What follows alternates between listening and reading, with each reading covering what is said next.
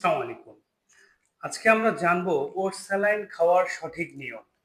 আমরা সকলেই জানি যে ওটস স্যালাইন 1/2 লিটার পানিতে আমাদেরকে মেশাতে হবে। কিন্তু আসলে আমরা অনেকেই এই কাজটা করি না। যেমন আমরা একটা স্যালাইন এরকম ১ গ্লাস পানিতে গুলায় খেয়ে ফেলি। এখানে কিন্তু 1/2 লিটার পানি হবে না। এখানে 1/2 লিটার অনেক কম পানি আছে।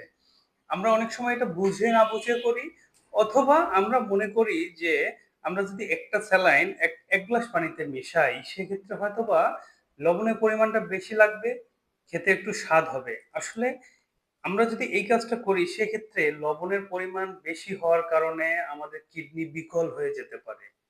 আমাদেরকে অবশ্যই এই বিষয়টাতে সতর্ক থাকতে হবে।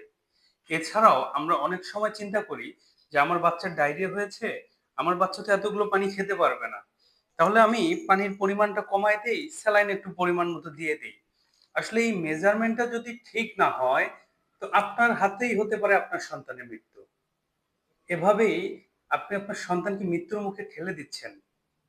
যদি কম পানিতে আমরা ওটস স্যালাইন মিশায় খাই সেক্ষেত্রে সোডিয়াম ক্লোরাইড বা লবণের পরিমাণ এত মাত্রায় বেশি হয়ে যায় যেটা আমাদের কিডনিকে বিকল করে ফেলে এবং পরবর্তীতে অনেক বড় এবং ভয়াবহ দুর্ঘটনা ঘটতে পারে।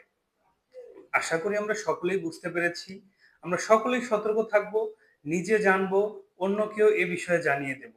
হতে পারে আপনার এই জানানোর কারণেই আমাদেরই মা, আমাদেরই বাবা, আমাদেরই সন্তান তাদের জীবন বেঁচে গেল। আশা করি সকলেই বুঝতে পেরেছেন।